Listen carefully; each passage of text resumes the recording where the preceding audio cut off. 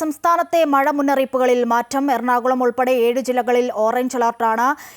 7 ജില്ലകളിൽ യെല്ലോ അലർട്ടും പ്രഖ്യാപിച്ചിട്ടുണ്ട്. പലയിടത്തും മഴക്കെടുതിയും രൂക്ഷമാണ്. തിരുവനന്തപുരം പൊഴിയൂരിൽ കടലാക്രമണം മൂലം തീരദേശവാസികളുടെ വീടുകൾ തകർന്നിട്ടുണ്ട്. റോഡുകളിലും കടൽ കയറി ഗതാഗതം തടസ്സപ്പെട്ടു. കൂടുതൽ വിവരങ്ങളുമായി തിരുവനന്തപുരത്തു നിന്നും അരവിന്ദ് കൂടി ചേരുകയാണ്. അരവിന്ദ്, ഈ മഴ മുന്നറിയിപ്പിൽ മാറ്റമുണ്ട്. പുതിയ അലർട്ടുകൾ എങ്ങനെയാണ്? ഒപ്പം മഴക്കെടുതിയും രൂക്ഷമാണ്. എന്തൊക്കെ നാശനഷ്ടങ്ങളാണ് ഇന്നുണ്ടായിട്ടുള്ളത്? മറ്റു വിവരങ്ങൾ എങ്ങനെ?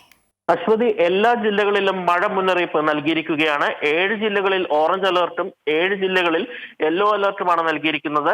പത്തനംതിട്ട, ആലപ്പുഴ, കോട്ടയം, ഇടുക്കി, എറണാകുളം, കോഴിക്കോട്, കണ്ണൂർ ജില്ലകളിലാണ് ഓറഞ്ച് അലർട്ട് നൽകിയിരിക്കുന്നത്. അതേസമയം തിരുവനന്തപുരം, കൊല്ലം, തൃശൂർ, പാലക്കാട്, മലപ്പുറം, വയനാട്, കാസർഗോഡ് ജില്ലകളിൽ യെല്ലോ മുന്നറിയിപ്പ് നൽകിയിരിക്കുകയാണ്. നിലവിലത്തെ സാഹചര്യം നോക്കുകയാണെങ്കിൽ സംസ്ഥാനമൊട്ടാകെ മഴ രൂക്ഷമായി തന്നെ തുടരുന്ന ഒരു സാഹചര്യമാണ് നിലനിൽക്കുന്നത്.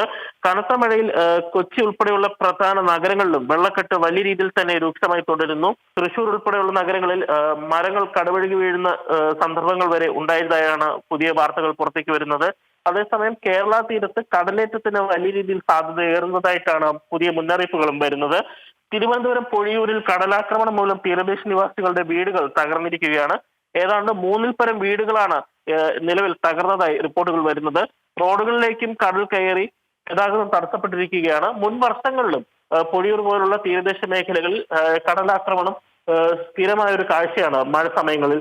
എന്നാൽ ഇത്തവണ റോഡ് ഭാഗികമായി തകർന്ന് ഗതാഗത യോഗ്യമല്ലാത്തൊരു സാഹചര്യത്തിലേക്ക് പോയിരിക്കുകയാണ്.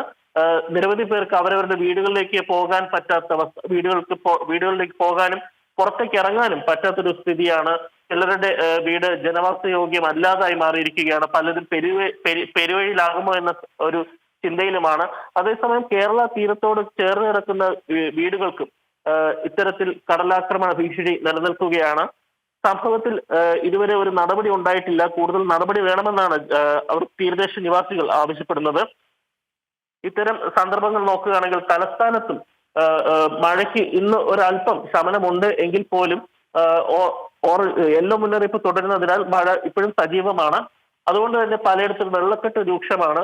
തോടുകൾ കവിഞ്ഞൊഴുകുകയാണ്. അതോടൊപ്പം തന്നെ പല മേഖലകളിലും വെള്ളക്കെട്ട് രൂക്ഷമായിരിക്കുകയാണ്. ജനവാസ മേഖലകളിലാണെങ്കിൽ ശരി, വ്യാപാര സ്ഥാപനങ്ങളുടെ ആണെങ്കിൽ ശരി. അതേസമയം സ്മാർട്ട് സിറ്റിയുടെ പേരിൽ എടുത്തിട്ടിരിക്കുന്ന കുഴികളിലും വെള്ളക്കെട്ട് വലിയ രീതിയിൽ രൂക്ഷമായി കൊണ്ടിരിക്കുകയാണ്. ഈ സാഹചര്യത്തിൽ പ്രതിപക്ഷം വലിയ രീതിയിൽ പ്രതിഷേധവും സംഘടിപ്പിക്കുന്നുണ്ട്. അശ്വതി, ശരി, മഴയുടെ വിവരങ്ങളാണ് തിരുവനന്തപുരത്തു നിന്നും അരവിന്ദ് നൽകിയത്.